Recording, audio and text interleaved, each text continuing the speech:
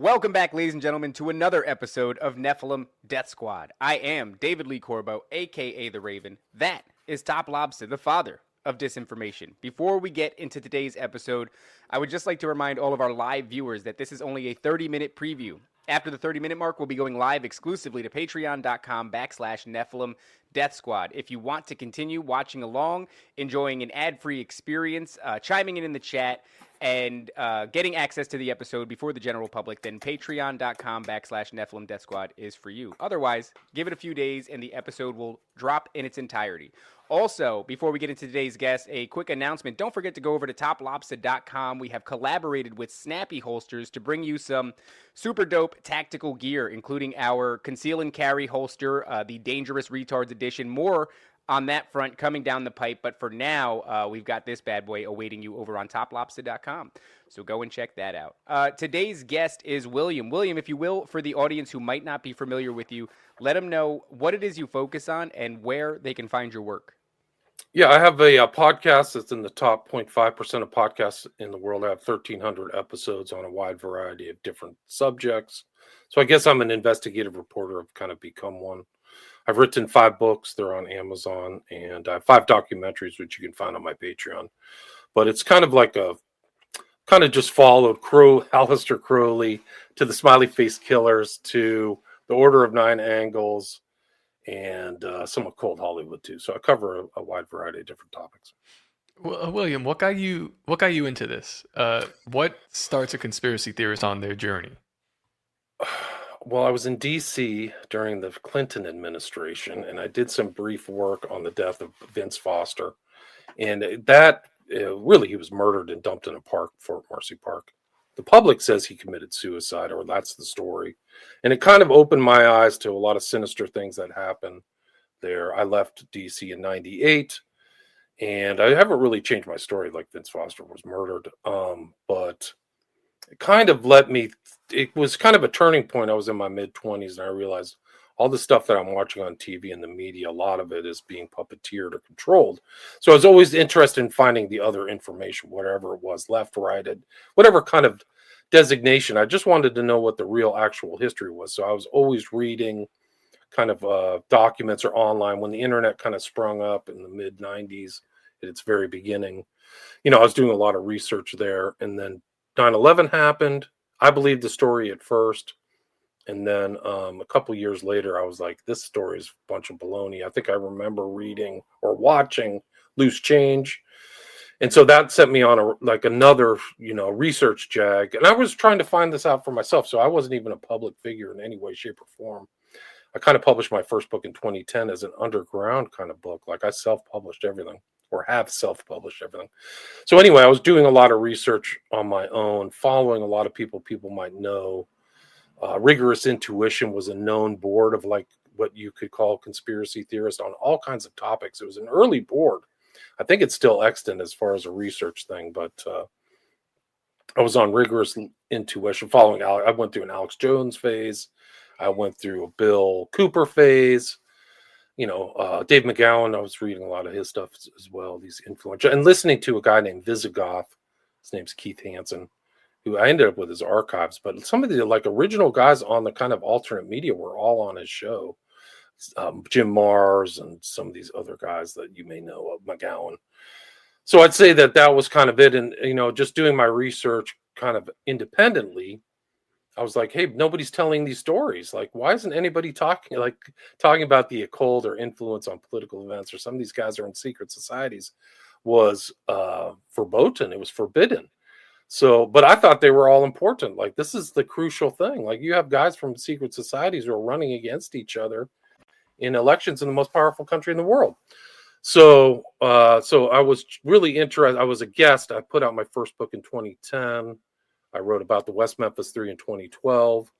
I wrote about the Children of the Beast, Crowley's influence on modern culture, 2014. A documentary on the Smiley Face Killers phenomenon, 2017. And then I had a second Smiley Face Killers documentary. And I was just a guest. So I was on other people's shows, and you can listen to those. I've tried to compile them.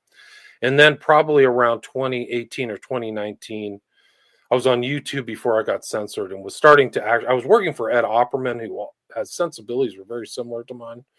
Our economic sensibilities aren't the same, but I worked for him for 3 years as a kind of a producer, helping him kind of wrangle guests. And then I started being a host myself, started having early guests on YouTube. Then I was censored, and then I kind of moved all my stuff audio to Spreaker. And then one day I was on Listen Notes, and I had like all these listeners. I had like 1.5%. I was in the top 1.5%, which I was surprised to see. And it was during COVID, so it kind of like flipped my career into being a host. And I've kind of been doing that probably for 3 or 4 years, pretty, as a regular career. So that's kind of it. So I'm now kind of a hybrid host, guest, and author, and a creator of really crappy documentaries that have low budgets. But I think informationally they're good. But yeah, you can find those. All you have to do is go to my Patreon and pay $5 a month. You can watch all 5 of my documentaries. Perfect. We were and talking, William. Go to your website as well. I'm sure that all your links are up here. Buy his books. Check his stuff out. We also figured out Spreaker, not to interrupt you, David, but we figured that out recently, and that's helped us move this endeavor full time, you'd say. So yeah, it's been a blessing. Cool.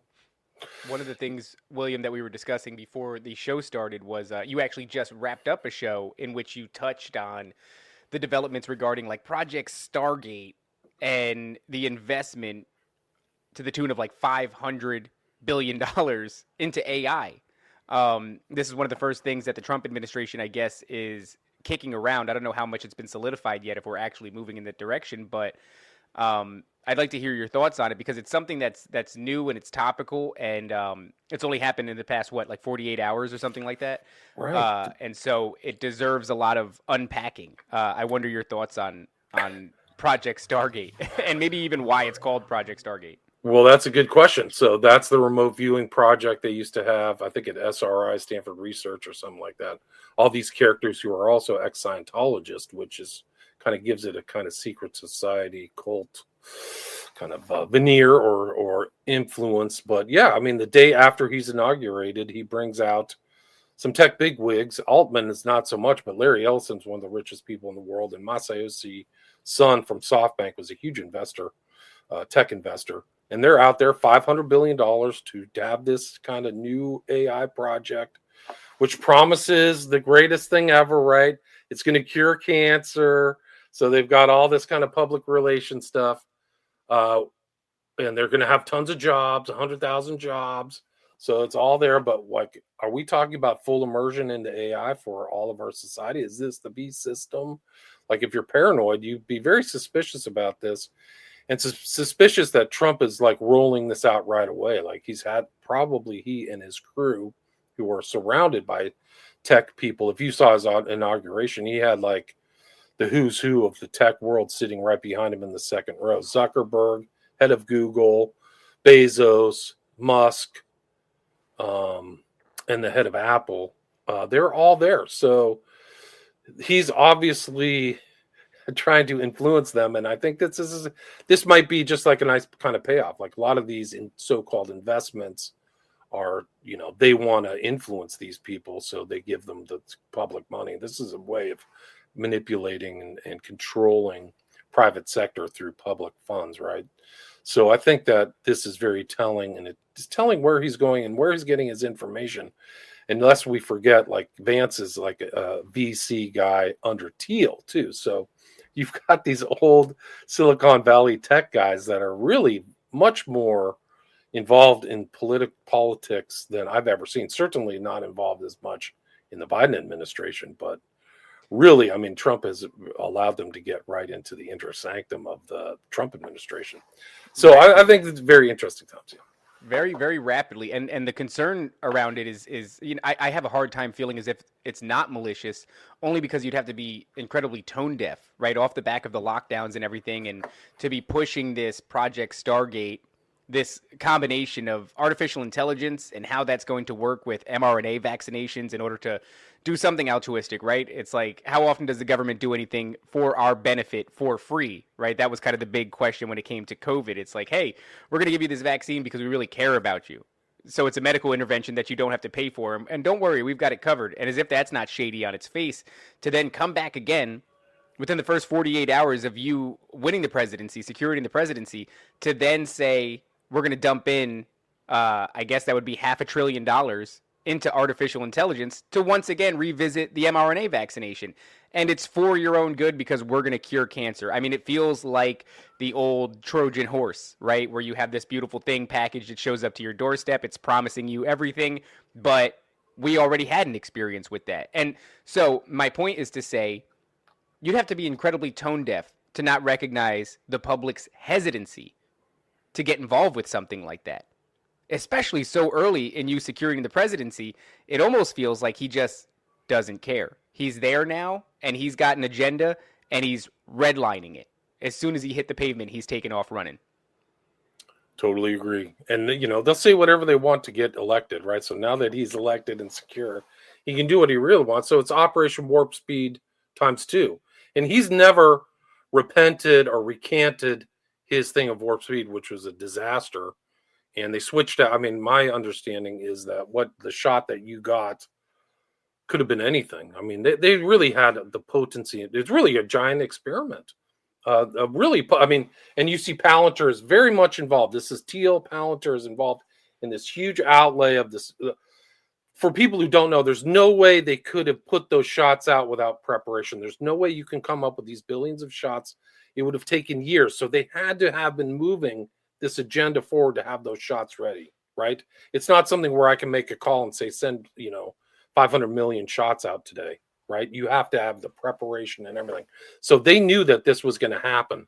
And it's a huge experiment. And a lot of people got injured and a lot of people died. I mean, McCullough, one of the leading researchers, guessed like 500. We don't even know the kind of consequences of what's going on in the long term, but 500,000 people, children, infants, stillbirths, all kinds of really dark stuff, a lot of injuries. And they said that, it was just a nice little shot. It's safe and effective and it stays in your arm.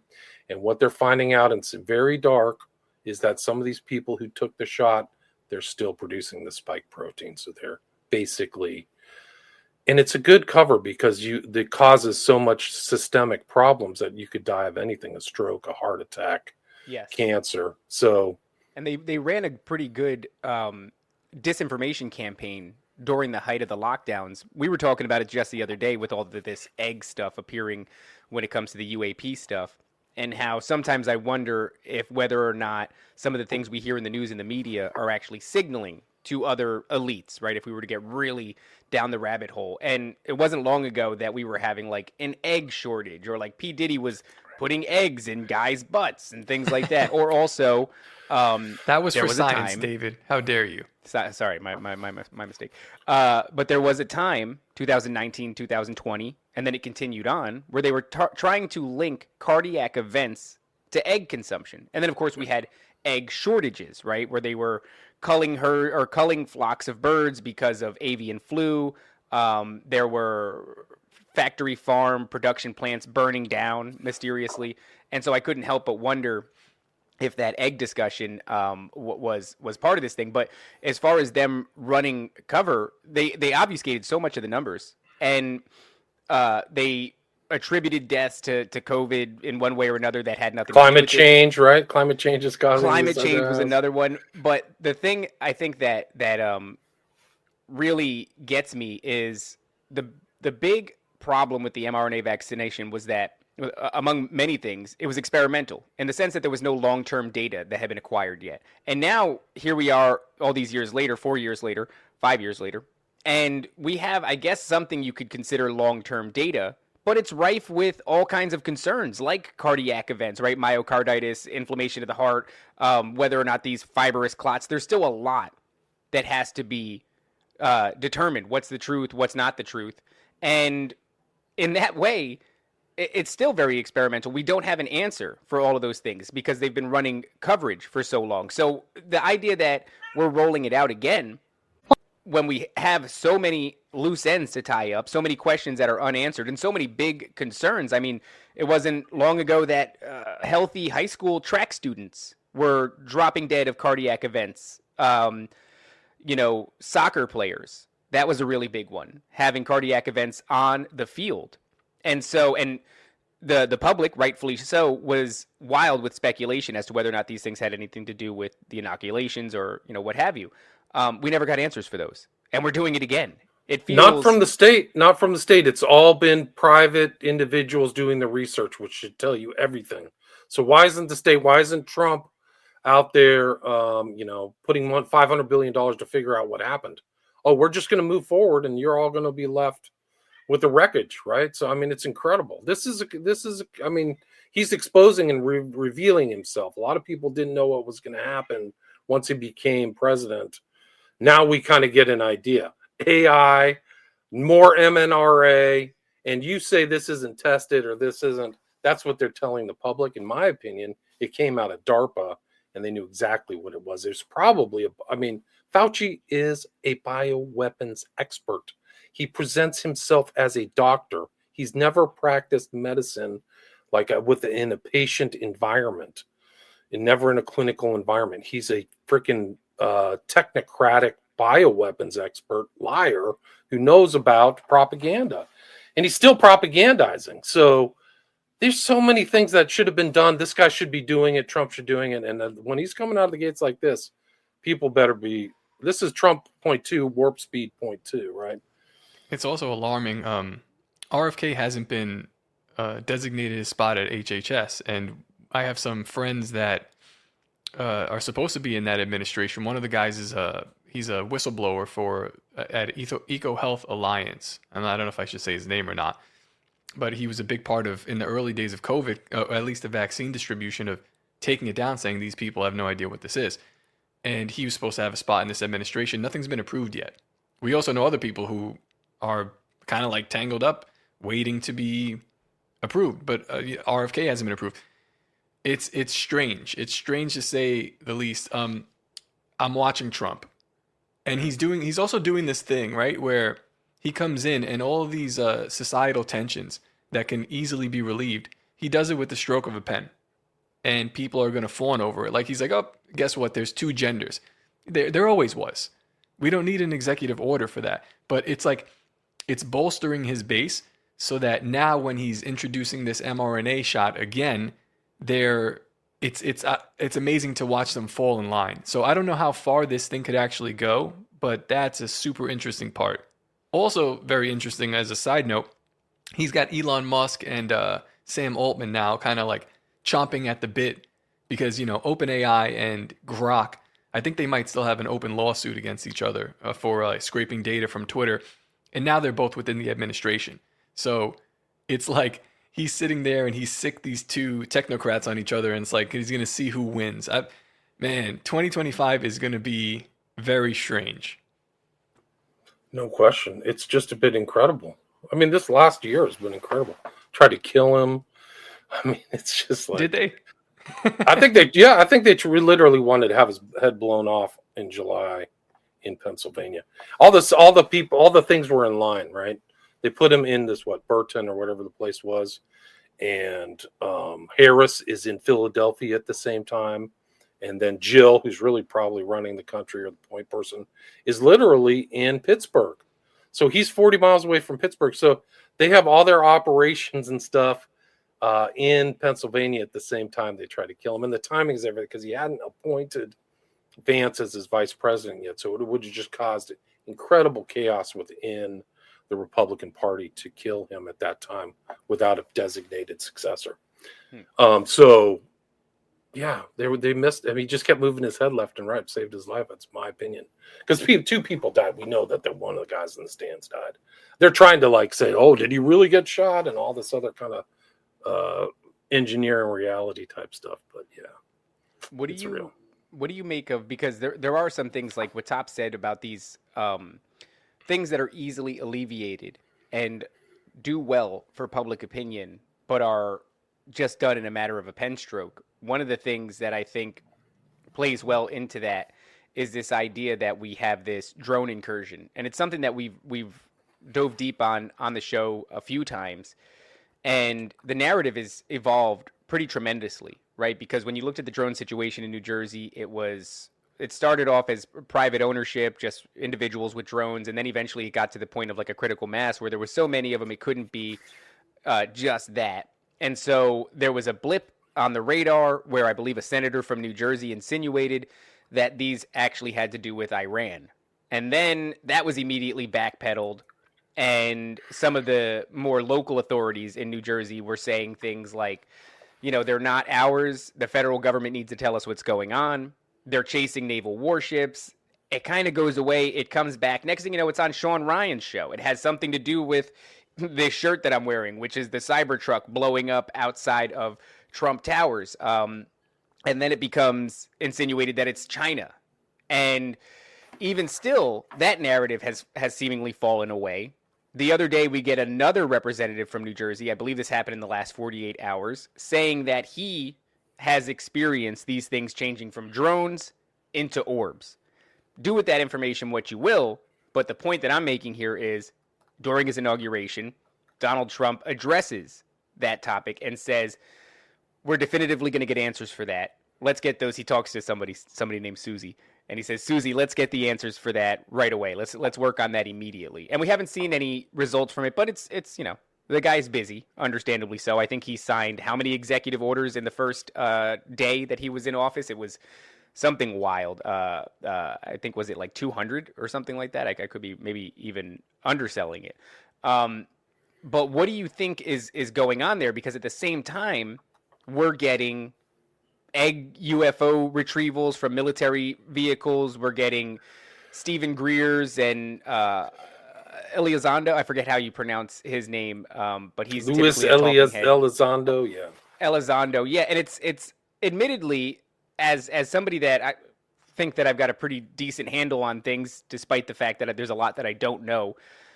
This one is just getting murkier and murkier. What are your thoughts? What's happening here? Is there some massive sort of psychological operation? Yeah, I think it's really just a play out. I think the UFO is just a scam. They have no physical evidence. They've got a bunch of guys with intel backgrounds and occult backgrounds, very heavy occult backgrounds. Greer is doing freaking summoning rituals. People don't get that. They see it within this UFO lens, but that guy, you can go watch some. Like, I've had either the good fortune or the misfortune to study a lot about the occult and their symbolism and things like that. Warp speed has some heavy duty, like the symbol of warp speed has heavy duty occultism. But you can watch Stephen Greer's. Like, it was shocking to me because I watched one of his documentaries and he has the lightning bolt hit the tree, So that's the Lucifer's power hitting the tree of knowledge. It's not the tree of good and evil. But when you see that symbol, it's a heavy duty symbol. So much like the monolith, actually, much like the monolith that the truck bombing happened in Las Vegas. Was it the 1st of January? I mean, it happened right. Why does Trump have a huge monolith in Las Vegas? A huge golden monolith, very tough. And we can go through the whole monolith of the Georgia Guidestones and things like that. But anyway, this whole UAP, it's deception through disclosure. I do believe that there are other interdimensional entities, and I think people have called them, and a lot of the UFO events are very similar to people that used to call them, I was haunted by a demon, right?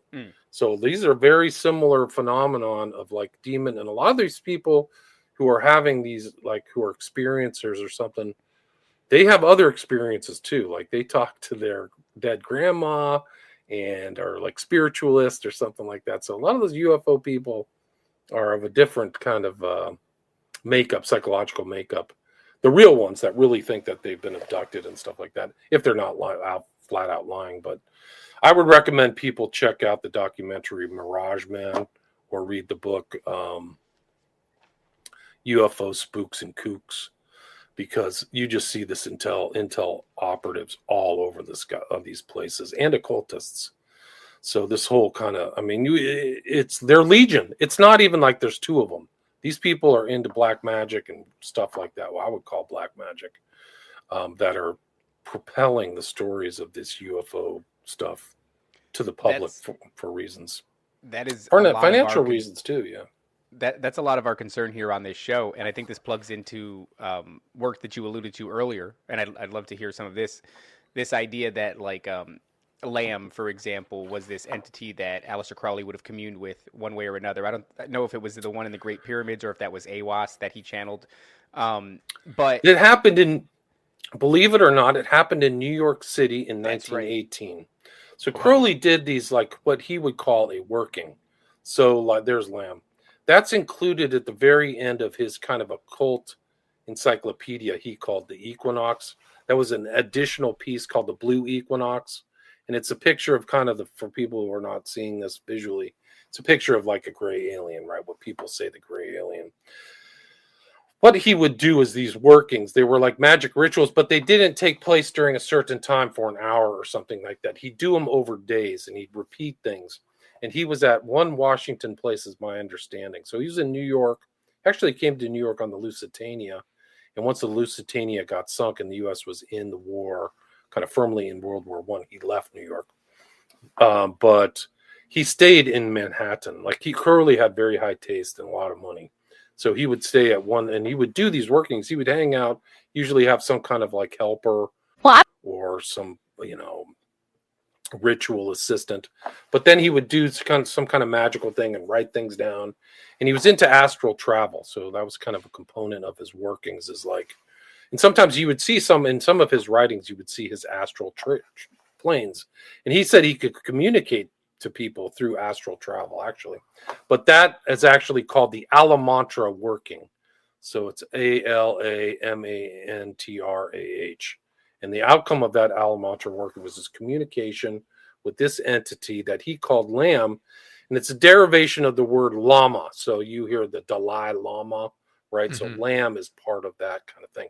So it's an honorific term. So a Lama in Tibet is like elevated monk or venerated monk. So Lamb for him, and he kind of, one of the things that's hard to get about Crowley is like the inversion. So the things that he likes aren't the Christian version. So Lord or Lucifer or the devil is like, these are the good guys, and all the Christians are part of the Black Lodge. So it's kind of like you have to kind of get used to his terminology. So he is venerating this entity that he drew called Lamb. So yeah, that's probably one of the earliest. And you can see the kind of like overlap between the UFO and the demonology, right? Because Crowley's trying to get in contact with spirits. And the one that you mentioned is Iwas. That's what was the Lord of the Air, right? If you're familiar with the New Testament, you know what that means. But Iwas was like his primary. He admits who, and he defines who Iwas was in magic and theory and practice. But Iwas was somebody who was getting communicated. He also had another one he called the Wizard. He had another one called that he communicated with supposedly in Algeria, who was called Coranzon. So like there's this and he's also doing John Dee's kind of like Enochian magic and stuff like that. So he's like a real hodgepodge of all this kind of occult stuff. But yeah, that Lamb is I was trying to make the point of like the overlap between Crowley's demonology and modern UFOlogy is right there. And you see like that one guy, Whitley Strieber, wrote that very famous book, who was formerly a fiction writer. Interesting that he started out as a fiction writer, but this whole thing that features these kind of aliens that look like Lamb, right? And his book was called, Possession. What was it? Communion, thank you. Which is also kind of a strange kind of honorific that apes Crowley's kind of veneration of these entities, right? So this is a communion with the entities or the UFOs. So, and Whitley Strieber, we can do another show on it. He's he knows all of the occult numerology, much like 9/11. He's very close to Lawrence Rockefeller. And so some of this culture creation you can trace back to the Rockefeller, and you have to add the Rockefellers and other famous banking families like the Mellons, the Hitchcocks, and you have to ask yourself why these rich people are facilitating and supporting these ufologists, much like John Mack, actually, who was another kind of well-renowned, legit psychologist and academic who worked at Harvard. But like he's friends with Lawrence Rockefeller as well. So this is something that we're seeing right now, because a lot of people are discovering they can. You used the word channeling before when it came to the UFO interactions. A lot of people are experiencing that. You can channel these things. You can communicate telepathically with them. The thing that I'm worried about, I would agree that these UAP hearings are part of a larger psychological operation, but we've kind of been dancing around with the language you've been using, William, in the sense that these things are inherently attached to occult practices and in many ways are on par with demonic encounters and demonic experiences. And I do think that they are one and the same, but we've got this apparatus or these institutions here in America that have been priming us for this big lie for a long time, whether it's NASA or I would say in particular Hollywood. Hollywood has been feeding us via the propaganda machine this narrative. This is actually incredible. Can we play a little bit of this, Top? I don't know if we'll get popped or pulled off of YouTube. You're preaching to the choir. There's no question. Like, why are they priming you? Why are rich people involved? What's the agenda? And I would highly recommend a book and a guest, Charles Upton, who wrote The Alien Disclosure Deception, The Metaphysics of Social Engineering. So I think he had it down, that this is social engineering and that these phenomena. I'm not discounting the phenomenon. I think some people are liars. Some people are having these phenomena, but they're very similar to what people used to say I was visited by like an evil entity. What's worth mentioning about that, William, is that a lot of these instances, these encounters, can be stopped when people evoke the name of Jesus Christ. And that's one that I've seen people try to reduce that to like, oh, well, it's an egregore. It's a thought creation that you have so much belief in. And because we're spiritual and energetic beings, our belief in a thing is actually a tangible power. And therefore, you can create anything in your head and believe in it enough, and it will defend you from something if the energy is right, or, you know, one mental gymnastics or another. And to me, I go, well, no, it seems that these things are ancient and that we've tangoed with them before. And right now, what we're experiencing is a rebranding. I often use the idea of, like, imagine you had a pharmaceutical company that had a drug and it gave everybody colon cancer. But they had a lot of other products that they offered that was good, so they didn't want to just dissolve. So what they did instead was they, rebranded. They just got a new name and a new company, a new CEO, and they came back out and, with a facelift and then started pushing the same products over again. It's kind of that, where they're taking these things and through a long period of time with a lot of different institutions, they've molded our opinions of what they are. And they've reduced it all the way to this, like, pretty potent narrative, which is we're at risk of like killing each other and destroying the planet, and they're going to intercede on our behalf, and then they're going to elevate us and bring us into like a galactic family of sorts. And we see that in movies, we see that in the deep corners of conspiracy on the internet, we see that in books, we see that everywhere. It's kind of fully fleshed out now. And what I worry is that we're at a precipice where the programming is done.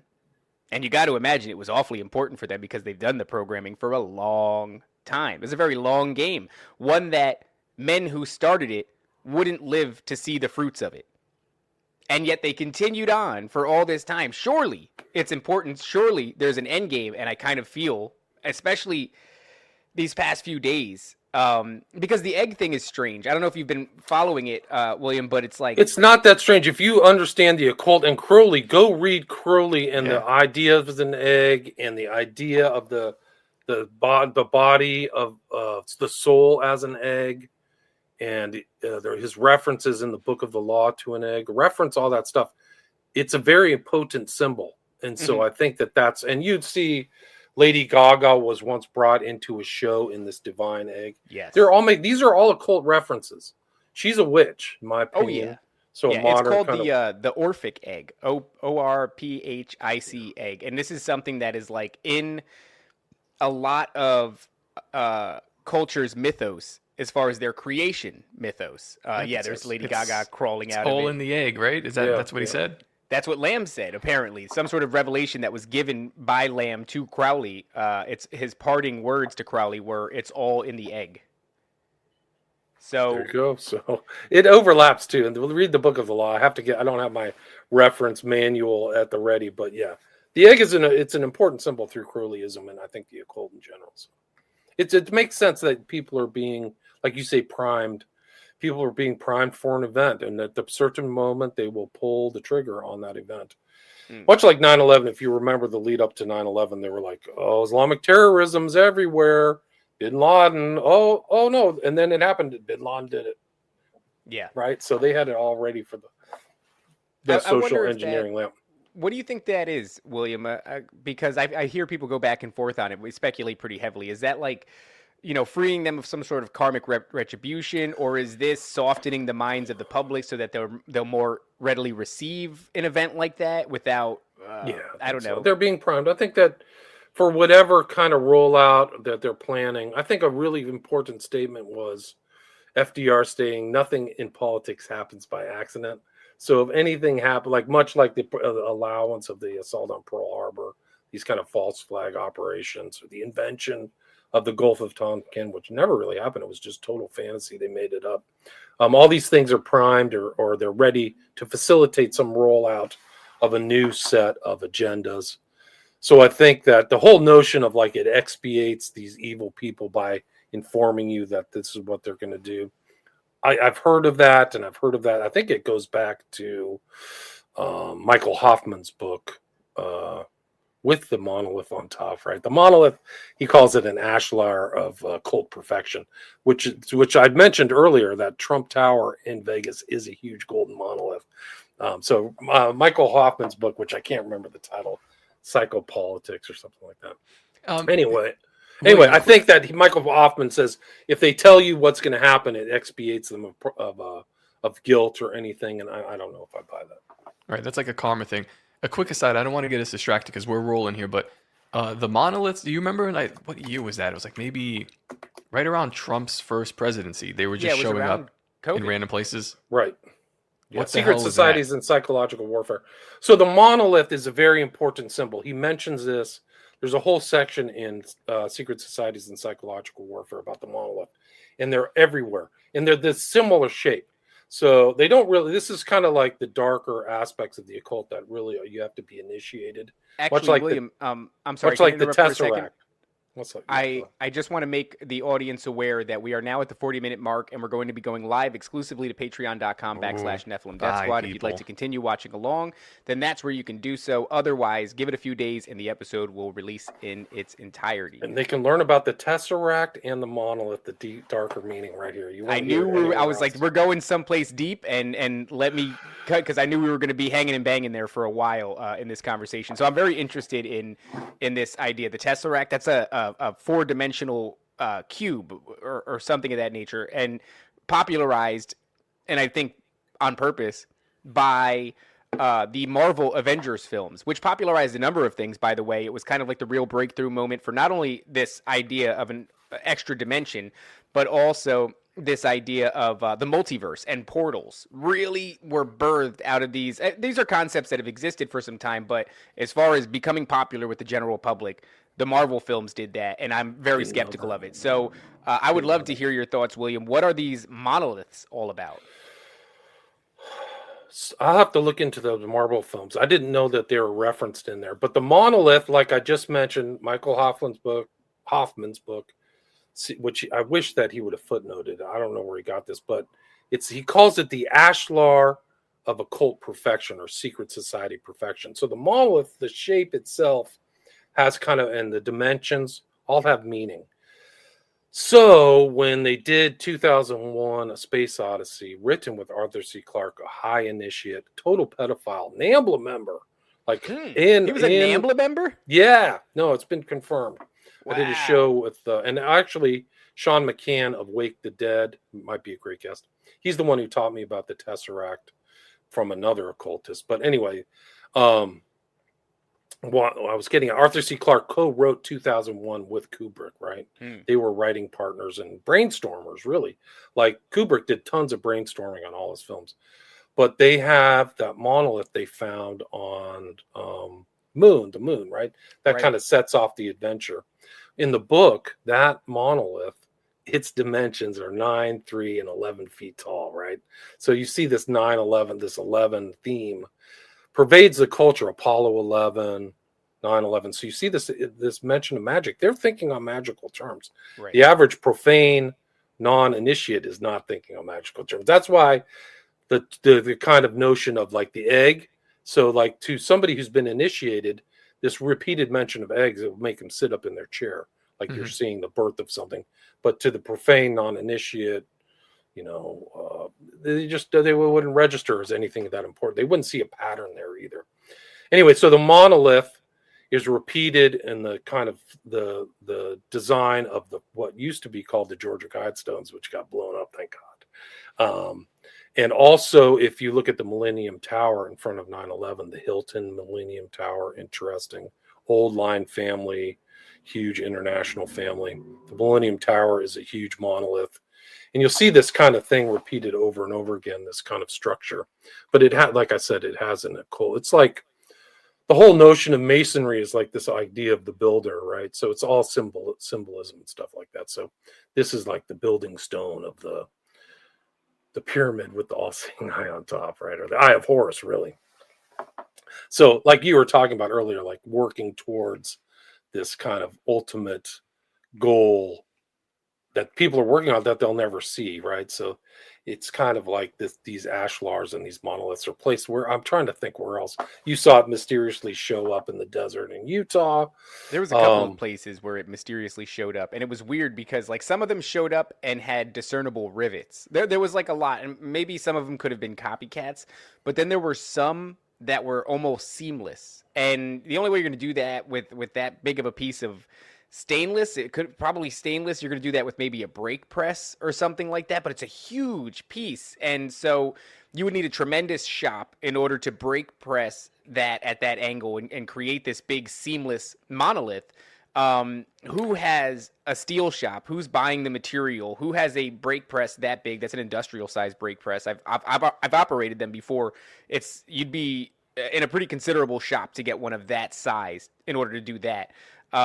Who the hell is doing that for shits and giggles? Or is this one of those things where we hear eggs, whether it's P. Diddy, whether it's, the egg shortage, whether it's they're causing cardiac events, or Lady Gaga's coming out of one, whatever the case may be, that language seems to be indicative of telling the elites that, like you said, something is being birthed in this moment. We are at the beginning of something new. What then does this signal? Because that's how I look at things. I look at things when you see repetitive themes. I'm like, what are you saying? Like, even when it was 1,000 bottles of baby oil from P. Diddy, I'm like, what does that say to somebody? And it's only speculation, but to me, it feels like the monoliths are a form of communications to someone. No question. I think it's just like no more occulted, esoteric signaling. So I think that's it. For whatever reason, I'm not an initiate. I'm not a member of any secret society. I can only see what's going on outside. I can tell you Trump knows about the monolith and the Tesseract. I have a video of him. I don't know if I can play it, but he's literally on his doors, his gilded doors. He has the square within a square, right? So that goes back to the 19th century. It's this notion of kind of like another fourth dimension, right? But it's kind of like so many other kind of esoteric ideas. It's like aethers. Like aethers used to kind of be in the 19th century. They believed like the aethers of John Dee, like different dimensions and things like that. It used to be kind of a matter of science, but it's kind of dropped out of kind of physics, modern physics. But the Tesseract is this kind of square within a square, but it's kind of morphed into occultism, and it represents this kind of idea of control, of like the secret control of the object that you want to control. And if you look into kind of the occult, it's a common theme of put everything under control. There's actually a book by like Robert Anton Wilson, which is like, that's like the magician, right? Because the magician takes the hexagram and pentagram, or the macrocosm and microcosm, integrates it himself to have control, right? To create change and conformance with will. So this Tesseract actually pops up in the common culture in really strange places that, unless you're initiated, you would see it. So Kubrick knew about the Tesseract, so you'll see it in Eyes Wide Shut when the lead character, Tom Cruise, is going downstairs into hell, where Kubrick is sitting behind him. You'll see a huge Tesseract behind him. So he's going into a boxed square. And then also Rosemary's Baby, right? The real subtext of Rosemary's Baby, which in 1968-69, is that Rosemary's under control from the beginning. So her boyfriend guy is making her the Antichrist, right? The devil's baby. She doesn't know she's under control until the very end, and then she turns, like it's really dark. But you'll see pictures of her in the Tesseract. She literally puts her head down on the Tesseract pillow. So if you're an occultist, you would know, ding, she's under control. She's under kind of satanic control. In the Dakota, which is where Lennon gets shot in 1980, I think. So that's another instance, and you'll see it at other places. I think I mentioned The Shining, Eyes Wide Shut. And then I guess you said that it's in the Marvel films. I didn't know that. I'm not aware of that. I'll have to go out and find that. Yeah, it's like a direct character in the Marvel films. Like they're the first couple of movies, Captain America, they're after it. Thor, they're after it. The Avengers, they're after Loki. the Tesseract, huh? Yeah, Wow. it's the overarching thing that they're trying to get through the first sequence of films, and it's has like something to do with basically controlling reality. That's what. Right. That makes perfect sense. That makes perfect sense. So they have a conceptual theme. Yeah, another thing, a mind control thing. Each one of these things in the films have different elements that they control. You can control reality. You can control thoughts, and I think this is a thought control kind of a deal. There you go. So they're using it in a cold sense. I had no idea. Yeah. And if you go to actually once 9/11 happened, right, the memorial, it's a tesseract. These two squares. So it's about control. Like imagine controlling this entire event from beginning to end as an occultist or a magician, right? So you'll see, you can just go to like the 9/11 memorial. So, and the 11. So you see these overlaps, these continuum of overlaps, as cultural overlaps of occult concepts through 2001. Strange date, weirdly weird that the 2001 9/11. See, there's a tesseract right there. Mm-hmm. Is a tesseract just pretty much anything that's a square? I think it has to be a square within a square. That's what it's trying to symbolize. Yeah, it's not just a square. It has to be a double square within a square. You can draw it, actually. So you know how you would draw a cube top, one that you could see through? So you would just draw the lines. There'd be like a small square in the middle, and then off of each corner, there would come like an additional line, and then you would connect those, and that's how you make a cube.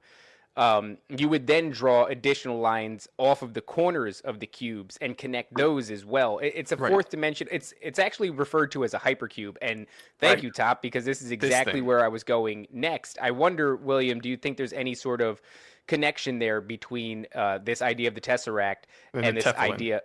Go ahead, Top. It would be incredible because also the Kaaba, that the Muslims circle around during their Hajj, I think is a huge box too.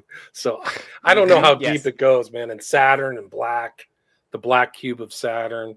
That's exactly. And then you talk about the fraternity Saturnus, that they believe in all this stuff. Like, it's really hard. Yeah, and what's interesting is the way they pray around this is they move, I believe, in like a counterclockwise direction around it, which is interesting because it's like on the North Pole of Saturn. Within that hexagon, there is a storm that's moving in the same direction that they pray in. And I don't know, to me, it's a really dense one. Yeah, I'm in the same boat where it's like every time I look at something, there seems to be elements of this black cube within a lot of different religions. And I go, has this thing, this cult, this Saturnian cult embedded itself in the Abrahamic religions? Or am I looking to, because I am, I'm kind of an unhinged conspiracy theorist, maybe I do make a habit of looking too deeply into things, but that one, it strikes me as significant, and it's hard to shake. It's hard to shake the black too, like the black thing. Like, it's weird. It gets deep, but then you kind of like see, like in the modern, there's always these kind of infiltrations of these occultists into like Catholicism. Like Catholics have this huge thing, like these occultists and Masons are trying to infiltrate us and change our doctrines. And you see the same thing in a lot of other kind of even Christian stuff. Like, so why wouldn't that be the case? Like they change their doctrine. I'm convinced. Like Crowley he didn't like Jews and Protestants, but he had a sympathy for Catholics for some reason. And like he talked about the solar phallic power and stuff like that. This very pagan kind of worldview. And if you go to St. Peter's, like the cathedral's obviously Christian and stuff, but the outside is a huge sundial with a obelisk. Like that's not Christian. There's nothing in Christendom that says set up an obelisk and a symbol of a sundial. So some of these guys, like Crowley knew other magicians. He sensed them because he knew himself. So he had a sympathy for Joseph Smith too. Like Joseph Smith, wow, this guy's amazing. You know, he really liked Joseph Smith. Total magician, like Joseph Smith is doing like Crowley rituals, like Yeah. literal, like shoe stone in a hat, translating documents, like really heavy duty stuff. Like It seems like it all stems from like Solomon, which, you know, when you look into King Solomon, it's hard because a lot of the texts that talk about the things that he allegedly did, like figuring out how to trap demons within sigils and then getting them to execute his will, like building a temple, for example. That's seen as kind of, you know, these extra canonical books are meant to deceive. that Goetia is supposedly Solomonic magic, right? And Crowley translated a version of the Goetia, by the way. Right. Like one of his many types. It seems like a long thread. We did an episode on Mormonism, and I recognize all of the elements in Mormonism as being associated with like Solomonistic magic. And so, you know, and they don't realize it. The Mormons don't realize it at all. They don't understand. Like they think of it as Christianity redone. But like there's people who've studied Smith, and he had one of his canes was like an S, like a Saturn that he never divulged to the public. And he had like some kind of magical seal when he was killed in Carthage, Illinois. He had a seal. I think it was even of Saturn or something, like very specific magical seal. And then they talked about his parents and the access. They had access to the Solomonic magic. Mm-hmm. And he was doing shoe stones, like I said, but also dowsing. So he was a dowser too, which is really not Christian at all either. He was a known dowser. Well, this gets into this idea of like Christian mysticism and whether or not sometimes I look at things because this is a Christian show, but we have a pretty, I would say, unconventional. We believe in we actually just discovered this the other day. Like we do say believe in a the lot fundamental of racial slurs is what he's trying to say. But we believe in like the fundamentals of Christianity, but there is also like these extra canonical texts that we take into consideration, and I think they do a good job of helping you see or make sense of these conspiracy theories. But one of the things that's been, I guess, really a topic of conversation, especially considering Elon Musk just did the Roman salute on national television or wherever, you know, whatever channel that's streamed on. This idea of like this anti-Jew sentiment rising, and it's like, you know, there are some reasons why it's valid, but then there is like this blanketing that everybody's doing, and the reason that I'm not down with the blanketing is because in the Bible, it sees fit to differentiate. It says in Revelation that at some point there's going to be, you know, Jews, but they're going to call themselves Jews, and they're actually going to be of the synagogue of Satan. Can I cut in for 1 second? I did a quick search because I hate when we get on like the Jew subject because I'm like, I feel like we beat this to death. But I looked up the artist that designed the 9/11 memorial. His name is Michael Arad, Israeli American, born in London. And I'm just like, every fucking time, dude. Every single time. time. I'm trying my best not to like notice this stuff, but it just seems like there's such confusion there because it's like, it's not everyone, but like, why are you designing this this clear tesseract but that's my thing? It is not everyone. If the Bible sees fit to differentiate between those who are Jews and those who call themselves Jews but are actually the synagogue of Satan, then to me, that is an important differentiation to make. But right now, there's this acceleration of this narrative, especially on Twitter, and I do think that Elon Musk is nudging it. He's doing this on purpose. People look at him and they're like, oh, he's just an autist, and this is just him not understanding social cues, so he's Roman saluting. I'm like, he's got a very high IQ. He knows exactly what he's doing. William, I don't know what he's doing. So if you know this, he did this to me early on. It was very weird. I was kind of like right close to the heart of the matter. Right when he bought Twitter, I criticized Linda Yaccarino. I got suspended. Like, they took my account away from me. And I knew some people at Timcast. They wrote some articles. And Vivek Ramaswamy, whatever. I got my account back. Soon after, I just made a joke. So now I'm kind of like on people's radars. And I said, you could hate the Jays. It's a picture of Mel Gibson, all strong. I said, or you can do adrenochrome. And it's Joe Biden sleeping. Which way, Western men? Obviously, this is a joke. And Elon Musk answers it. And he goes, wow, Mel Gibson's really buff these days. And it's just a shitstorm of articles being written about this. And I couldn't figure out why, right? It's like, oh, there you go. Yeah, we brought up the Mel Gibson tweet again. couldn't figure out why. And I'm like, is he an idiot? Like, he looked at this clear joke and then saw Mel Gibson being on steroids. And no, it's an amplification, and it was done purposefully. I was just a tool in this. I just happened to be the person that put this up at the time. And then that ball gets rolling. And now everyone starts talking about it. Was like right after that, you had Kanye West talking about the Jews, and it was like a whole thing. And it still kind of is. And at some point, I had to step back and go, what the hell just happened here? Because it wasn't organic. This guy that owns the website manipulates the algorithm, boosted something in a certain way as to get this conversation going. And now here we are, fast forward, at the inauguration, he's Sieg Heiling.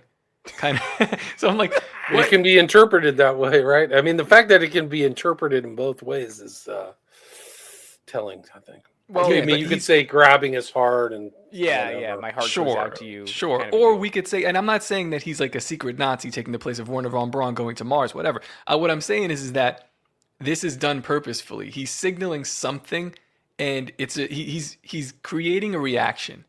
I don't know what they're getting at yet, but I'm extremely suspicious of where this ball is rolling. It feels like he's moving the conversational cultural ball in a direction. Like he's giving it a flick every now and again. And He allows some pretty heavy, hardcore Jew haters on X. oh yeah, Yeah. There's people on there, that's their life, is hating Jews. yes, Yeah. This is, see, And listen, my guess, I'm not- I would say, like, some of my guests, like 5% of the guest pool that I've had are really hardcore Jew haters. I had one guy saying, like, are you a Jew? Like, if I didn't toe the line with the Jew hatred, then I was on their team. Like, it's like Manichaean. Yes. Like, you're either hating Jews or you're one of them. You're a Jew sympathizer, therefore you're with the Jews or whatever. I That's just want to exactly make my some jokes problem. about it because it is very funny. Like on its face, is like we look at the comedy of these things. It's like this is objectively hilarious, but now I'm seeing things go like things are going awry where people are taking it serious and creating like this. I try to explain to them like you guys are getting paid by this platform and you're building huge followings based off of hating Jews, and you think that you're the counterculture. No. You get, and I know how much you're getting paid. You have a sizable account that's probably 4 or 5 times the size of mine, and I know what I get paid according to engagement. So you are monetarily being motivated by this, and also like the dopamine exchange that you're getting from this is payment enough for most people, and they don't get it. I'm like, you're being pushed to do something, and I don't know what the play is here, but you're a useful idiot in this play here. Yes, because if you think you're the counterculture, but when you're one of the highest paid, pages on this platform, well, that should beg some questions. You should be like, why is this platform? Why am I blooming here? Why am I finding so much success on this platform? Right. No, it's interesting. I mean, he's allowed it. I mean, don't you think that that's his original play for X Twitter is outside of his already gargantuan accomplishments in the business and scientific field is to have an influence on the culture? Like he bought influence into the culture. Like, so it's reflecting of him. Like he has that power. I don't know if anybody else really has that. And that's what is he doing with it? He's pretending, he's like feigning stupidity or innocence or naivety, right? He's like he's going under the guise of like, oh, I'm just a silly autist, and then he's Right. moving It's this a good cultural ruse, conversation right? along. But Top says it, and it brings it back to the kind of the heart of the conversation. He's also using Twitter as this massive data gathering apparatus for his artificial intelligence. Yeah, it's the cheap. I mean, $44 billion is extremely cheap for what he's achieved. He's bought his way into the Trump administration at a bargain. And the money that he's going to make over, like hand over fist with this stuff is crazy. Man, people that are I think not you're right. suspicious. He's secured his government contracts for everything, right? So SpaceX or whatever his other enterprises, they're all going to get okayed now because he was having trouble with the Biden administration. They had problems here in California with the Coastal Commission. That's probably going to be solved, So I think that you're right. Cheap, super cheap. People say he overpaid too, but yeah, Jew hatred, anti-Semitism is on the rise. So it's new, but I mean, it's kind of interesting because all the founders of Christianity at that time were of Judah or Jews. Christ himself is of the line of David and Abraham. So saying Jew is like saying Christian. It could be like you're Joseph Smith or Jim Jones. Like I make the statement, like it's kind of not a very specified term. And Jews have been fighting amongst themselves since the beginning of time about what Judaism is. So you can get Jews who are Reformed Jews, conservative, Orthodox Jews, liberal Jews, and they're bitching. And actually Christianity, what became Christianity, is a schism within Judaism 2,000 years ago, in my opinion, because Christ died in Jerusalem on the Passover. We call him Christ. I would call him Messiah as an interchangeable word, which is a Jewish word, is interchangeable and works fine with me too. So, but yeah, some of the Jews today, there's so much different. Some of these are like Talmudic Jews, which is pretty ugly stuff in there. Like, and some of these traditions, and you can look through the Old Testament, the Jews are fighting, like some of our following Jews. They're like literally like Solomon, right? Fell away into black magic. There's all kinds of Molech and really dark stuff. And even the original Israelites who came out of Egypt are, Moses leaves and there they are worshiping a golden calf. So they're the Jews today, like you have to ask a little bit more questions, but yeah. And that's kind of, what I think the way I've been looking at it is they quashed that conversation for a long time. You weren't allowed to express any, concern about whether or not Jews were doing this or doing that. And really what that creates is like a steam cooker effect, or a pressure cooker rather effect. And the conversation isn't allowed to evolve in a healthy way, in a public dialogue sort of a way, where the good ideas end up winning and the bad ideas fall to the side because they're hashed out in the court of like public opinion. When you keep people in a pressure cooker and keep them from saying it, eventually when you crack the seal, it's going to explode and it's going to have a disproportionate snapback effect. And sometimes I wonder if that was done on purpose, because had people just been allowed to express and unpack these ideas, we probably would have landed somewhere reasonable. But instead now things are spiraling pretty rapidly out of control. And I think we're going to see these sentiments reach a place of like real danger. I wouldn't be surprised if we see that develop over the next year. But you touched on something there for a second, this idea of like, this Old Testament deity Moloch, and that's something that has really been injected into the cultural awareness over the past couple of years, especially with the John Podesta emails, Anthony Weiner's laptop, things like that. I wonder, do you give any veracity to those ideas, William, that people at the top or some people at the top are communicating with Old Testament deities? It's just, I laugh because it sounds like a ridiculous thing to say, even on a show where we say it all the time. Yeah. I wouldn't be surprised. I think these guys are into the occult. Like Podesta for sure. Like I think it's pretty much confirmed by like a lot of his stuff and his brothers and the weird symbols and things like that. And I think Pizzagate was real. So like people like supposedly discounted. A lot of those people who were involved in discounting have been busted with massive troves of child porn, or they're involved in raping kids.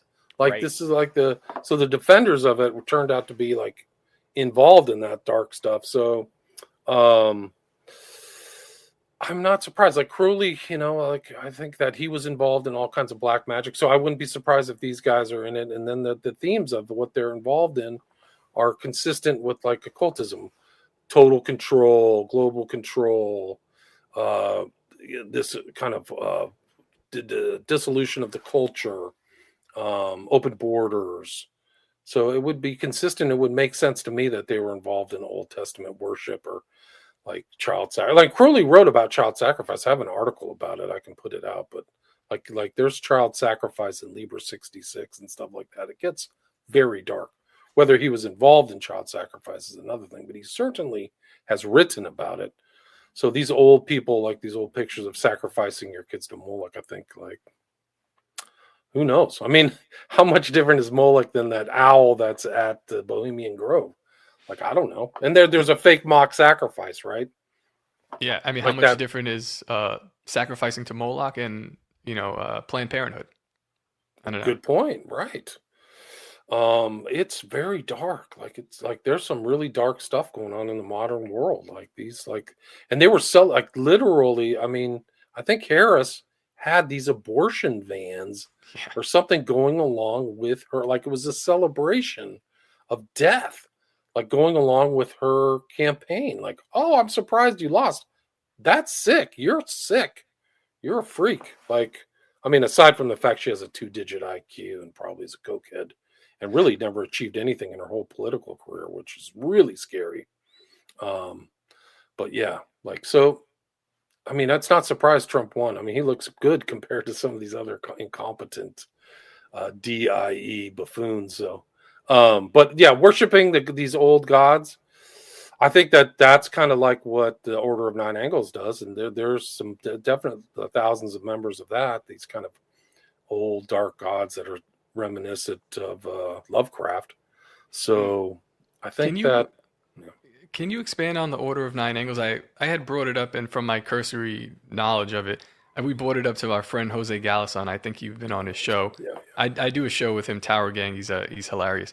But I said Order of Nine Angles. That could that be also interpreted as like the Order of Nine Angels, this Council of Nine, this kind of stuff? Or where do you their foundation? If you see their weird symbol, it's like a sketchy. It's almost like a modified hexagram or something like that.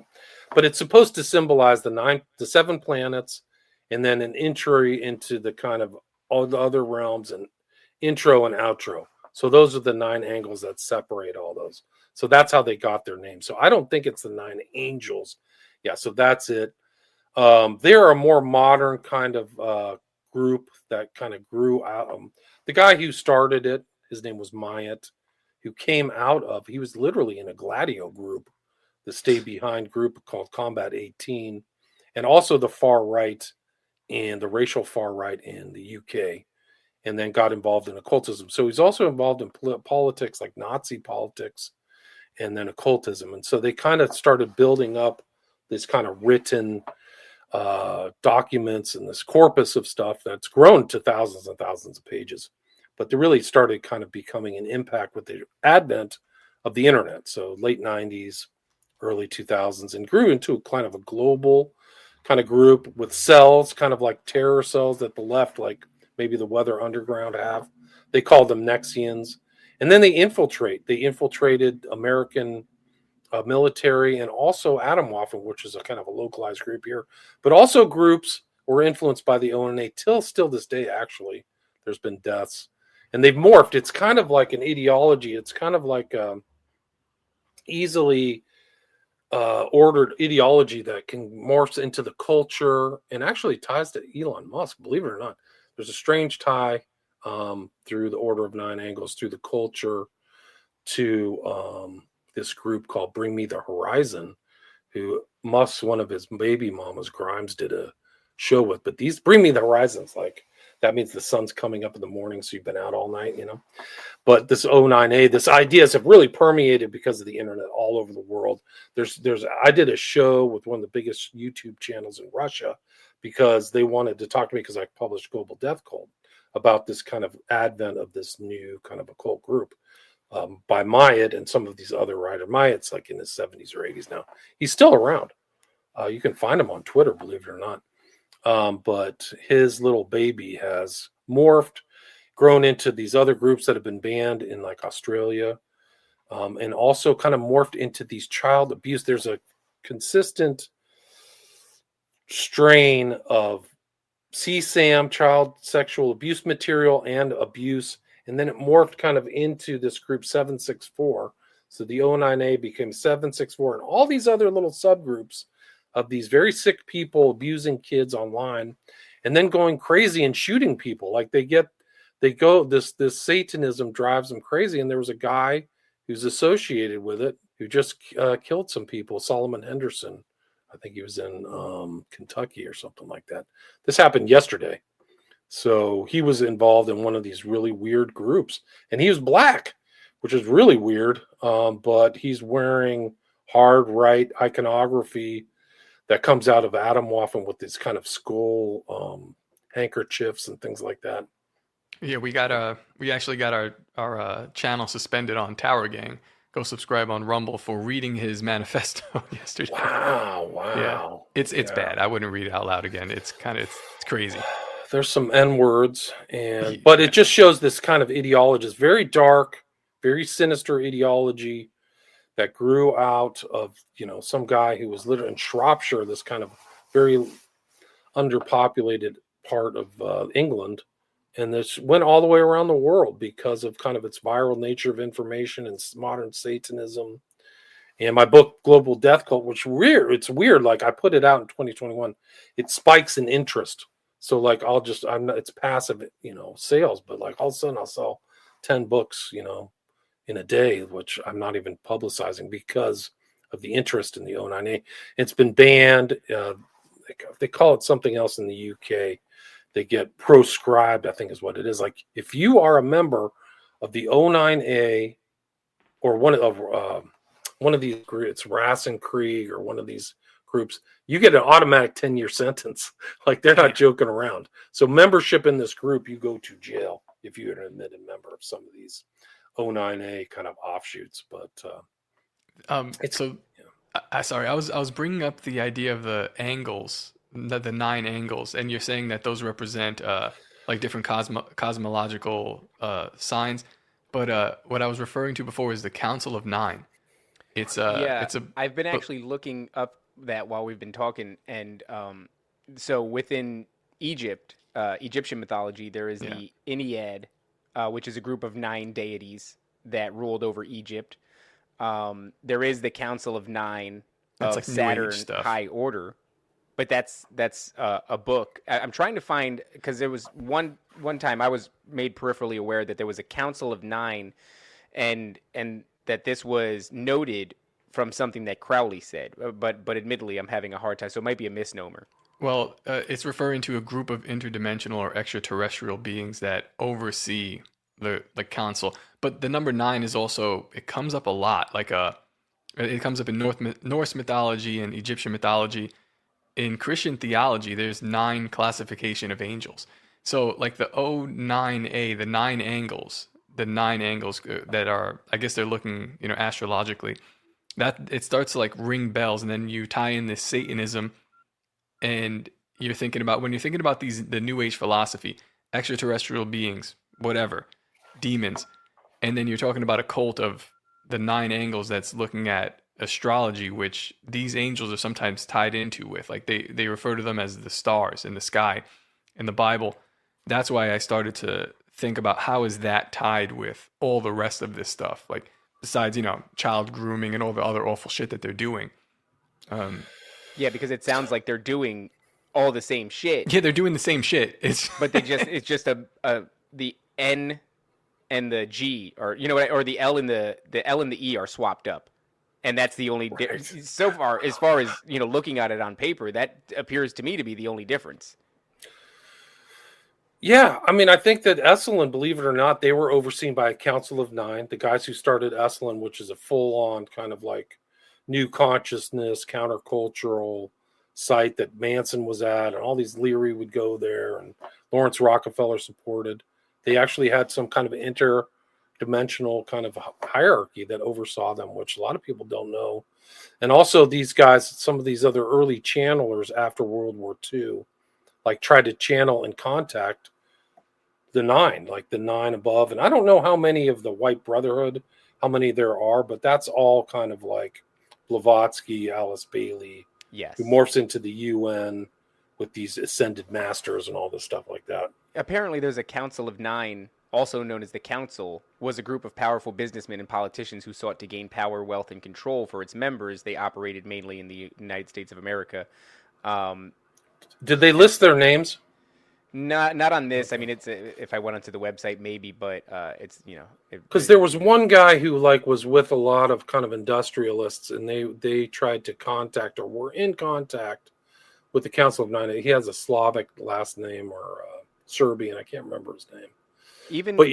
Even within Greek mythology, there are the 9 muses, and that would be who you go to for spiritual information, right? Channeling the muses not only funnels into whatever art that you're working on, but any decisions or any sort of spiritual wisdom that you hope to glean would come from the muses in Greek mythology. And yeah, there were 9 of them, interestingly enough. As we're talking, I'm just going through this like instance of 9 entities or characters throughout all of these different religions and mythoses, and it's super prevalent. Yeah, and I think 9 is a power number too because it's the largest singular number before they start repeating themselves. That's my understanding. Yeah, So in it's also numerology, it's it's numerology. the number of completion, right before Yeah, the cycle starts over again. So yeah, that would very much be the case with the number 9 before it starts all over again um, 0.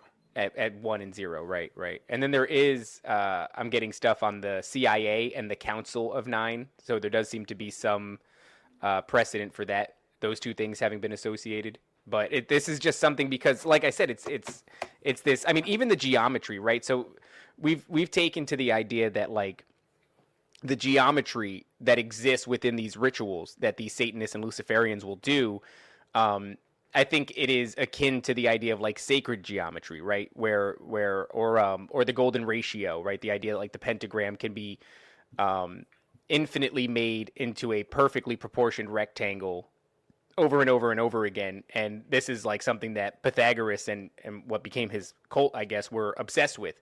It has something to do with the building blocks of our reality. And so obviously within the order of 9 angles, there is a presence of geometry. Geometry is significant to them in their I don't know if you would call it a logo or the symbol, but these things, I think, in order to pull off a successful ritual, and this is really just speculation on my behalf, but having looked at the occult for so long, I'm starting to look at the process of a ritual or a ceremony as being almost like you could break it down scientifically. So the sacrifice aspect, right, where like blood or water or liquid in general is an effective conductor of energy.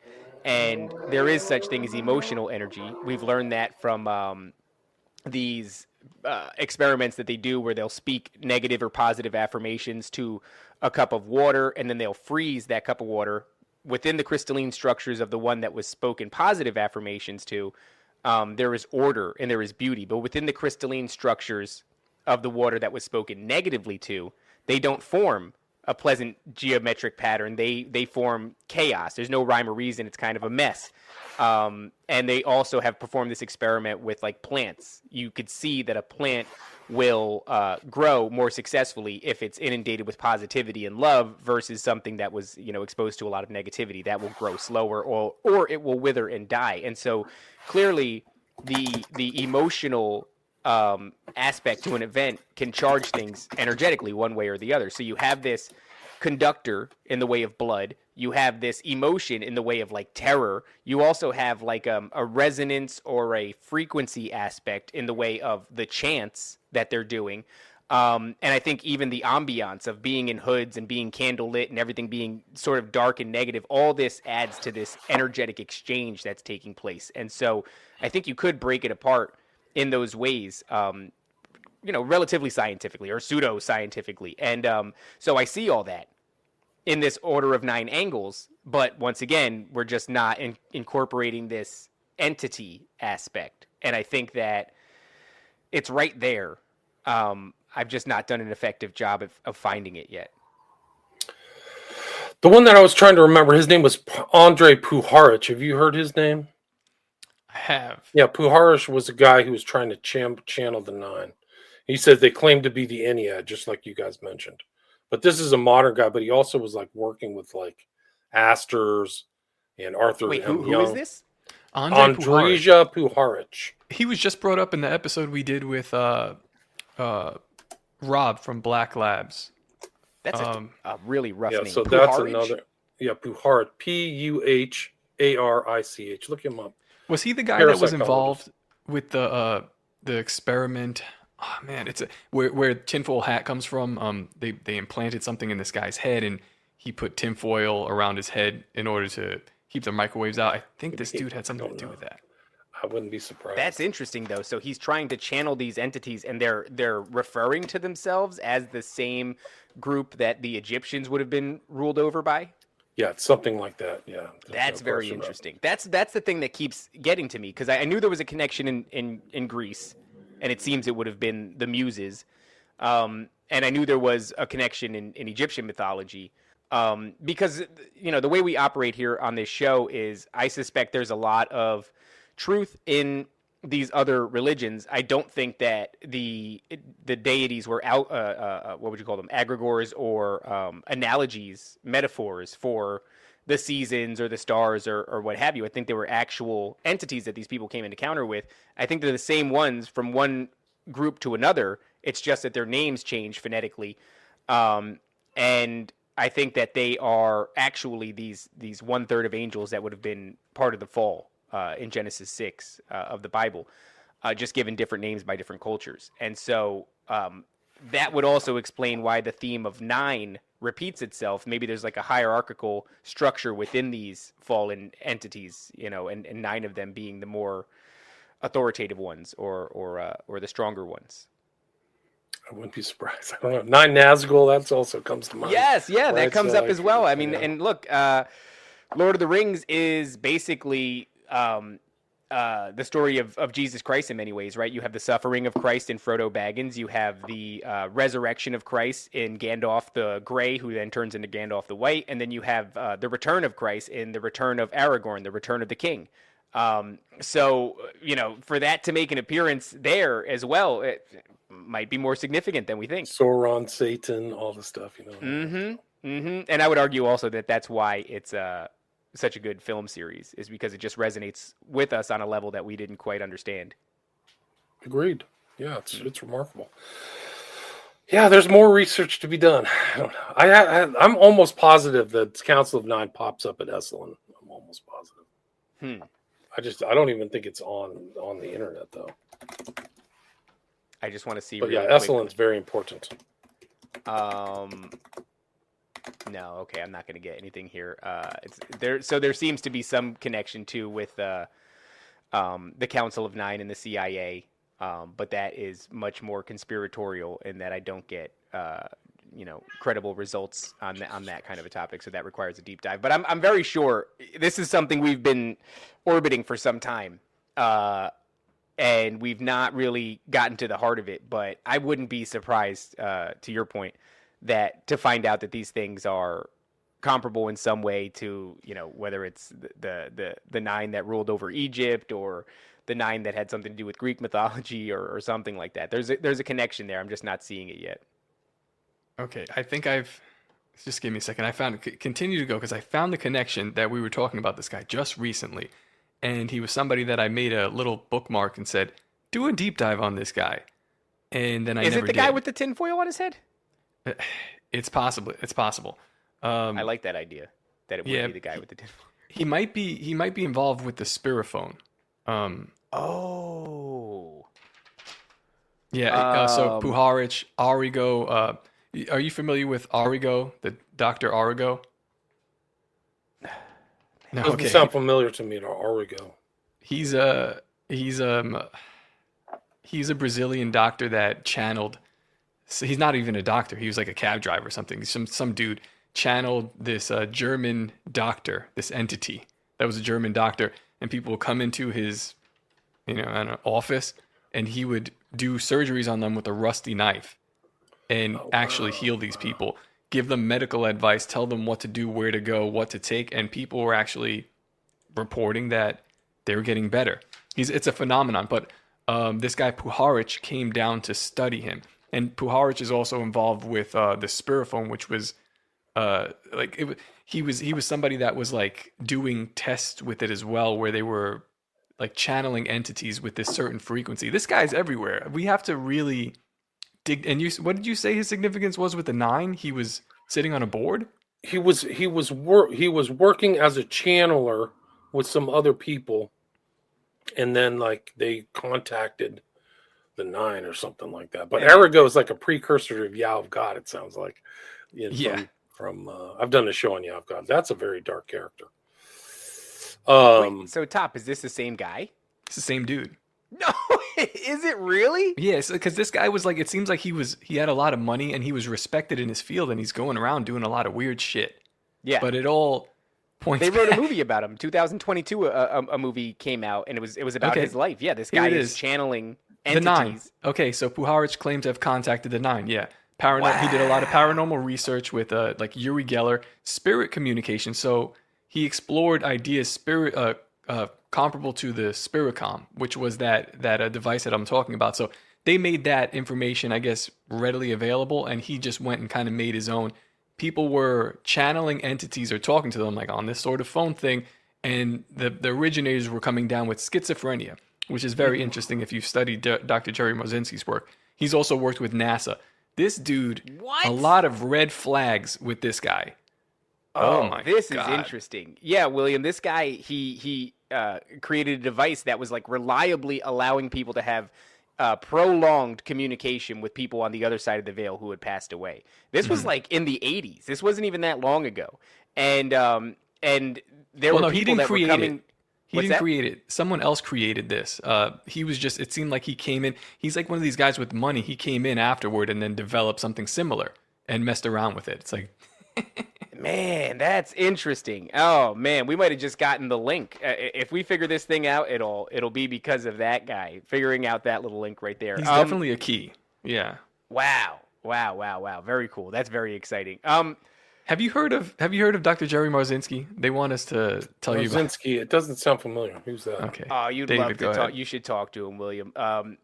Dr. Jerry Marzinski, a clinical psychologist in the field for 35 plus years, working directly with schizophrenic patients, but in a medical environment until the institution that he works for goes under. And then he's reemployed in a prison scenario. And the entire time he works directly with schizophrenic patients, develops a theory that these people are not experiencing auditory and visual hallucinations, but are actually being oppressed by something exterior outside of themselves. Wasn't a religious guy. This is a guy who, went through the medical apparatus, got churned out, and got a job. Within the prison setting, he was allowed for a lot more experimentation because they don't really care about the prisoners. And so what he started to do was he started to directly address the voices when he was talking to a patient, and he would also advise them to treat these things like they are outside of the victim's mental space. It kind of gives them a lot more agency too, because if you're told like, hey, your brain is broken and you're just experiencing auditory and visual hallucinations because of a chemical imbalance, you go, oh, woe is me, I have no power here. All my power is now given up to whatever these pharmaceuticals are that they're inundating me with. So in this way, they get agency back, and he starts to see a lot of success with it. And he goes through some really harrowing things. Might I say too, he's connecting a lot of the schizophrenic patients to heavy drug usage, specifically methamphetamine or what were the Nazis doing back in the day? Pervitin? Something like Pervitin, that sort of compound. But please continue, David.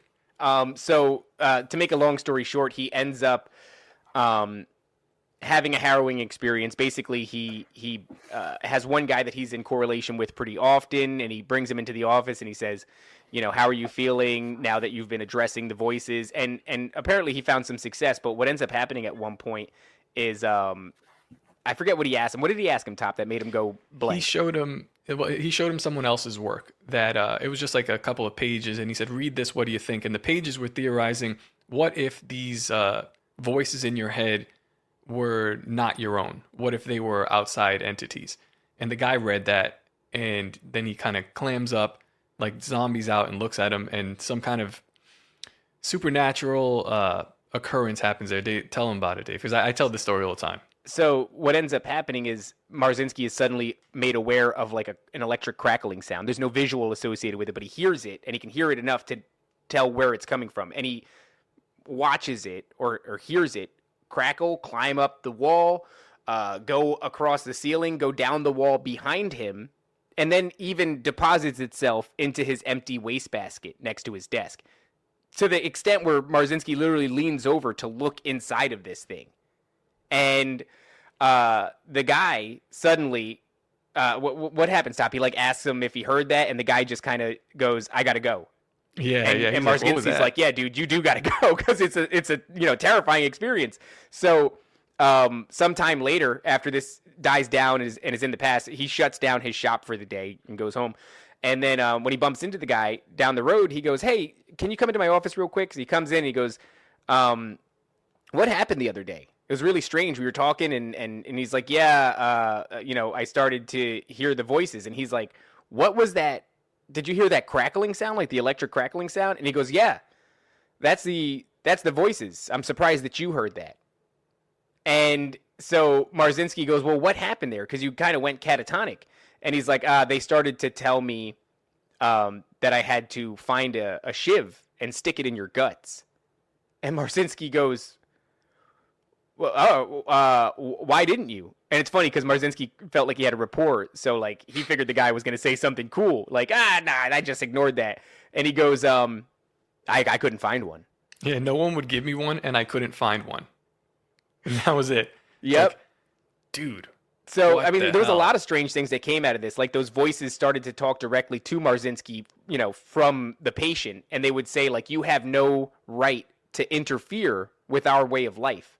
And so that starts to beget a whole other series of questions. But you would get a real kick out of him. He actually came back on our show with a man who was diagnosed bipolar schizophrenic in his Our 20s. fans they're like, everyone should, like, before you come on the show, you should just watch the episode, because, like, I feel like we say this all the time. We'll just send you an email of the whole breakdown. That's the what we'll do for that one. transcript of what he's...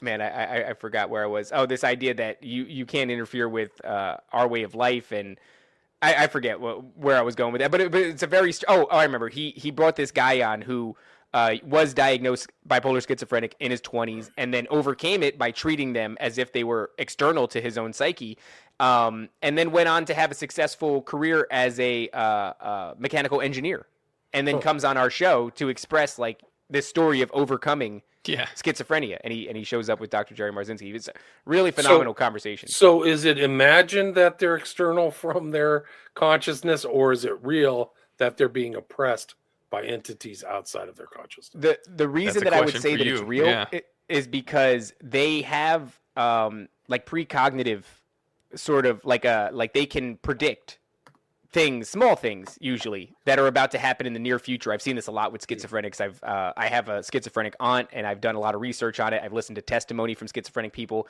One of the things that overwhelmingly appears is this, like, precognition, this ability to determine a very seemingly insignificant but still real moment that's about to happen in the near future, and it'll happen like in the same day, and it'll be something stupid, like they're just thinking about a guy. There's a man with a yellow shirt and a hat. A man with a yellow shirt and a hat. And it's just over and over again. Next thing you know, they're on public transportation, and who sits down in the empty seat directly next to them but a man in a yellow shirt with a hat. And it's like, I mean, insignificant moments. Even like where to get their next hit. They'll tell them, go here. And this shit happens all the time. And they'll go there, and lo and behold, someone will sell them meth, or maybe they'll just find it. Yeah. Yeah, but it was a story about somebody walking into a field and lifting up a plank of plywood and finding some drug dealer's stash because the friggin' voices told him, leave your house, go to this place, crazy. Lift up this plywood. Yeah. And that would be consistent with occult practices and the New Testament of people being, it's all just one big incestual loop. In some of the stuff I've studied, like these people, these dark ones like Damien Eccles, coveted being possessed because it gave him more power. So this kind of like he said he was possessed by some woman and talked to him and gave him power. Like, whoa, like you're literally not somebody trying to run away from the entities, but to literally want to be possessed by it is a whole nother level. Yeah, I mean, what do you think adrenochrome is? I think it probably has some like cool effects, like maybe it makes them, you get a little body high or whatever it is. But I think that a lot of these drugs ultimately are for channeling, and people are doing them specifically to open up certain doorways. They like channel certain frequencies, open up certain doorways, communicate with whatever's behind there. And it just seems to be a common practice for all of humankind, all of mankind. Yeah, I think it gets pretty dark. Like you get into some of these characters, they believe like, blood and drugs and all that stuff helps advance their desire to communicate with dark entities. Like it's all there. So I don't know. Adrenochrome, it's mythological, but they talk about it. Some very interesting characters talk about it. I think Hunter S. Thompson mentions it in his Leaving Las Vegas or Las Vegas. Fear and Loathing in Las Vegas. Las Vegas, yeah. We actually did we do live events, 2-day event called Bohemian Grove, obviously a knockoff of Bohemian Grove, and we had a presenter, Thomas, the Paranoid American. He came up and he did a deep dive on the historical truths surrounding adrenochrome. And the stuff that he was showing to the audience was like, number one, examples of it actually being mentioned long before Fear and Loathing. But then he showed us all kinds of things, patents and stuff like that, news articles, etc., over and over again throughout history. It seems like a very real substance, and it was kind of popularized and then fictionalized, maybe you could say. There he is. He's just doing this presentation on adrenochrome in front of a live audience. I don't know what the hell we're doing, man. But after he was done with it, I felt very much like, oh, okay, this thing seems to have some historical veracity. It seems to have been around for a while. It seems to have been mentioned by a lot of, what would you call them? Reliable or people whose opinions and information we would look to with historical reverence. And they were talking about this thing, so. Lots of questions, not so many answers, but we are at the hour and 40 mark. Top, is there anything else that we wanted to go over, or should we start bringing it in for a landing? I think we should bring it in just to respect your time, William. But I would love to have you back on because I think we were like, you said, let's talk about the vampire meeting at the inauguration. Right. And Yeah. What I call the Vampire's Ball at the Carter Memorial. Yeah. Yes. Unbelievable. No way to unpack that now because I'm sure that this goes so deep. It's incredible. We brought you on in a time where these past like 3 to 4 days have been so hectic. I know we were a little scattershot. We were a little bit all over the place. I contacted you originally. I was like, hey, would love to talk about astral projection and remote viewing with you. And he's like, sure. I had that written down everything because else. they just remote viewed Mars, and we got to talk about that. We can't even talk about that. I had a friend in Europe remote view one of the smiley face killers. Well, he did it on his own volition. He remote viewed with a guy out of Switzerland, and I had done a show on this guy. Colin Finnerty he was actually one of the most famous B-level football players in American history. He won 2 national championships as a quarterback, but remote viewed his death. And it kind of fit in with what the totally blank slate, right? No, in the remote viewing, you don't get any information about what really happened, but it played in and overlapped what people surmised or deduced happened to Finnerty, which he was abducted and murdered. Whoa. Yeah, really crazy remote viewing stuff. But the remote viewing you were talking about was one that Charlie Robinson did for 9/11 with another company who I can't remember the name of it, but he mentions it in episode 7. But yeah, that's from Macro-Aggressions. That's another great show. Are you familiar with Cliff High and his work? I just laugh because there's things that we bring up and the audience just ridicules us mercilessly because we're one-trick ponies. We got the same talking points. We bring them up to everybody. No, we have so Marzinski, Cliff High, these are ones that have to get yes, Cliff High is an interesting one. He's got a web bot that scrapes the web for data and then makes predictions. Some of the predictions come true, some don't. Some of the more recent ones that have come true have led to like this drone incursion and even sort of like the taking down of the deep state. But he also uses channelers. Yeah, I asked. He used Dick Allager. He used him as a remote viewer to remote confirm. viewer. I'm sorry, I said challenger. I meant remote viewer. He used him to confirm a prediction from Webbot, which basically had Donald Trump being interviewed by Joe Rogan. He had this prediction in 2009. Didn't know what the hell to make of it, and revisited it, I think, in 2020, 2021. And the remote, he gave him coordinates of something. I have no idea how remote viewing works, but he gave him these coordinates. The dude drew a picture of Donald Trump being interviewed by Joe Rogan, wrote all the topics of what they'd be discussing. There's even like his little his spirit compass. Right. Dude, yeah, I'd love to talk to you about this because like that's amazing. That's kind of Rogan was at the inauguration, by the way.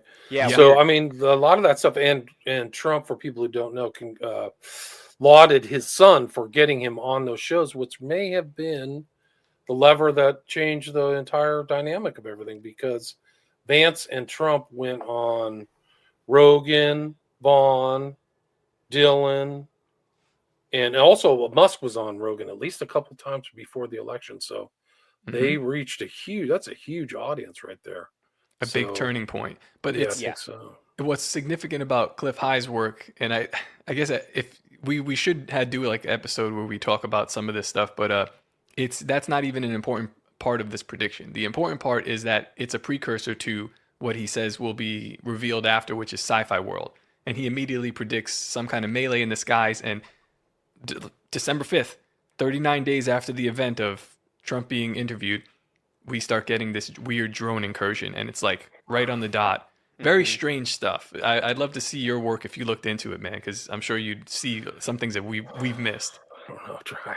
It's hard to keep up. So much is happening, just like you said.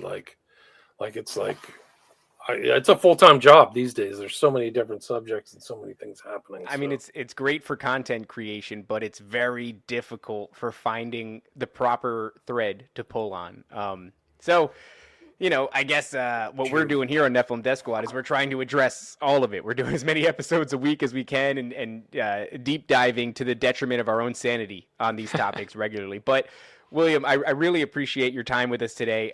This is a fantastic conversation and a great episode. For the audience, one more time, tell everybody where they can find your work so they can go support you.